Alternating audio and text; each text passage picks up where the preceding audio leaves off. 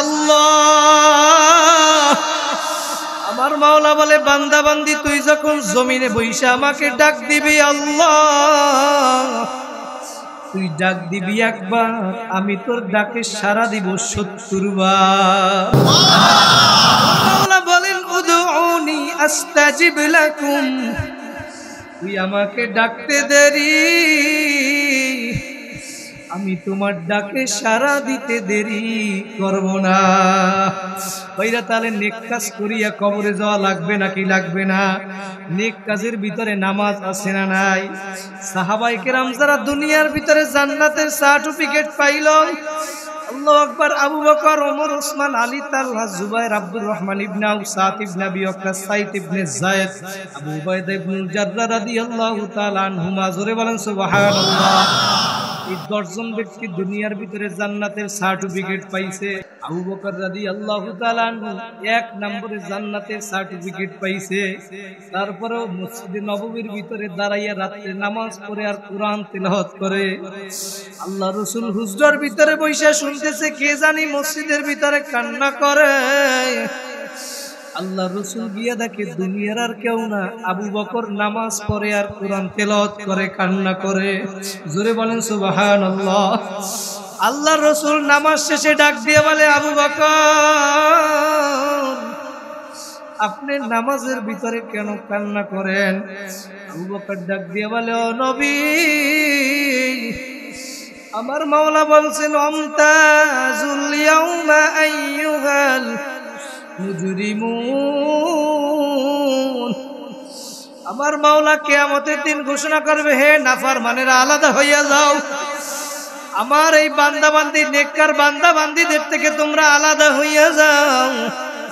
আবু বকর ডাক দিয়ে বলে ও নবী, আমি যদি ওই নাফরমানের কাতারে পড়িয়া যাই, দুনিয়ার ভিতরে ১ নম্বরে জান্নাতের সার্টিফিকেট পাইলো।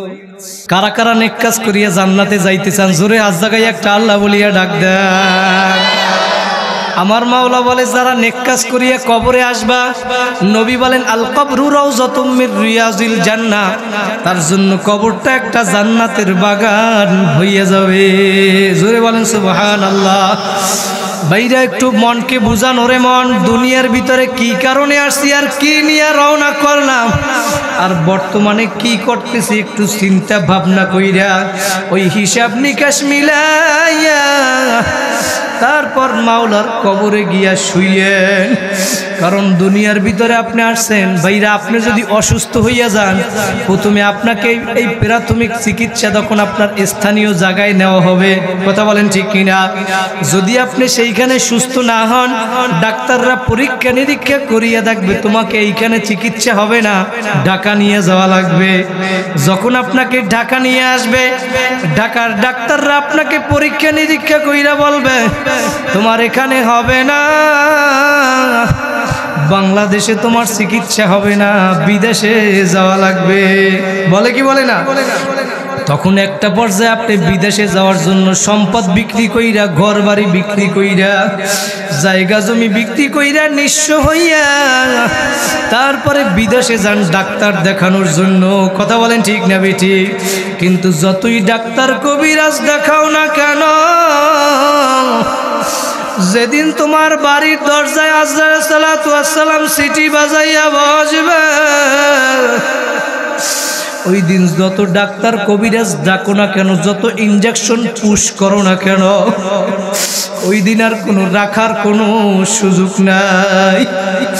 দুনিয়ায় আসছো একদিন, মৃত্যু কিন্তু একদিন হওয়াই লাগবে ভাইরা। এই জন্য দুনিয়ার ভিতরে তোমার কলবকে যদি তুমি সুস্থ কলব না বানাইয়া যদি কবরে যাও, আমার মাওলা বলেন ইল্লা মান আতাল্লাহা বিকলবিন সালিম, সুস্থ কলব না নিয়া আমি মাওলার দরবারে আসবা না।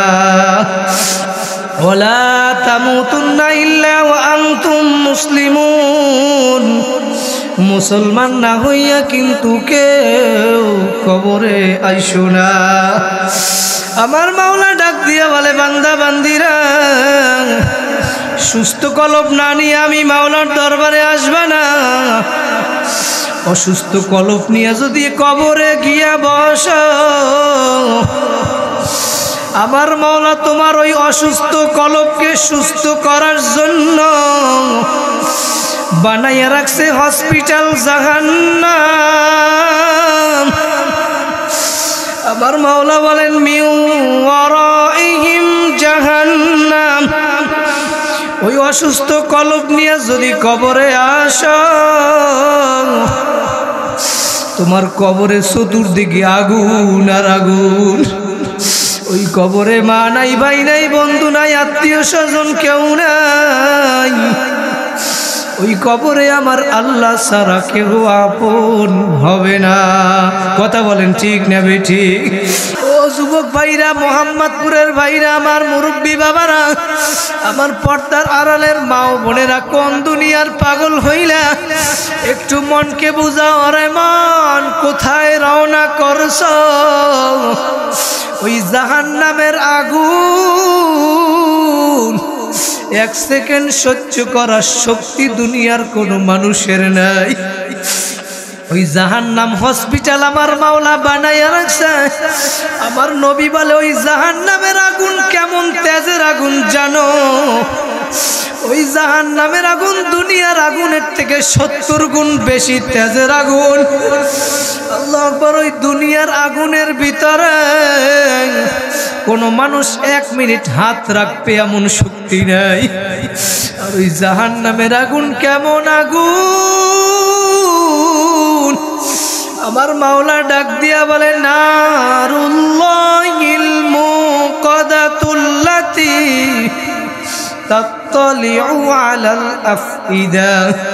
ওই জাহান্নামের আগুন যদি কোনো জায়গায় লাগার সঙ্গে সঙ্গে ভাইরা দুনিয়ার আগুন যেইখানে লাগে সেইখানে পুড়িয়া যায়, যেইখানে লাগে সেইখানে ব্যথা হয়। আমার মাওলা নিজেই সূরা হুমাজার ভিতরে বলিয়া দেয় জাহান্নামের আগুন এমন আগুন কোন জায়গায় লাগার সঙ্গে সঙ্গে কলিজা পর্যন্ত পৌঁছে যাবে। আল্লাহু আকবার, আল্লাহু আকবার। ইমাম গাজ্জালী রাহমাতুল্লাহি আলাইহি কিতাবের ভিতরে লেখছেন কিয়ামতের ময়দানে আমার মাওলা 10 রকমের আকৃতিতে মানুষকে উঠাবে কিয়ামতের ময়দানে। ভাইরা, এক শ্রেণীর মানুষ কিয়ামতের ময়দানে শূকরের আকৃতিতে উঠবে, বলেন নাউজুবিল্লাহ। আর এক শ্রেণীর মানুষ কুকুরের আকৃতিতে উঠবে। ভাইরা, কারণ কি? আমার মাওলা দুনিয়ার ভিতরে যা কিছু কুদরতি আমার মাওলার হাত দ্বারা বানাইছে তার ভিতরে একটা হইল মানুষের চেহারা। আমার মাওলার এই কুদরতি চেহারা জাহান্নামে জ্বলবে না, জ্বলবে না। আমার মাওলা এই জন্য তোমার আমার চেহারাকে কিয়ামতের ময়দানে পরিবর্তন কইরা একটা শুয়ার কুকুরের আকৃতিতে বানাইয়া আমার মাওলা ঘোষণা করবে, হে ফেরেশতারা খুযুহু ফাগুল্লু, ধর ওকে বান্দিয়া ফেলাও, জাহান্নামের ভিতরে নিক্ষেপ কর। ওই জাহান্নামের আযাব সহ্য করার শক্তি দুনিয়ার কোনো মানুষের নাই।